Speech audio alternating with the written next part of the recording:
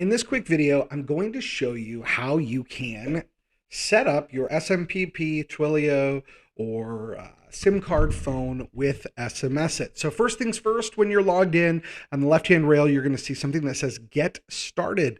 Click this little drop-down arrow, and once you do, you're going to see Start Unlimited Plan, Connect My Phone SIM Card, Connect Third-Party Gateway, or choose a cloud plan.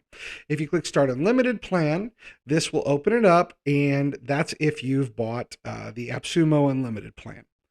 Next one down is Connect My Phone SIM Card. If you click on that, it will bring you to this dashboard, and then this is where you're going to go through and link everything up.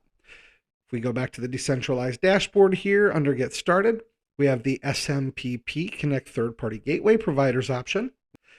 So you'll configure your SMPP gateway information here if you're already familiar with that. And if you're somebody who uses Twilio, you'll click this switch to turn it on. You'll paste your account SID and Twilio authorization token in here to use Twilio. Last but certainly not least, there is the cloud phone plan. If you click on that, you can go over here and you can make sure that you pay as you go or buy credits or whatever you want to do with the cloud plan.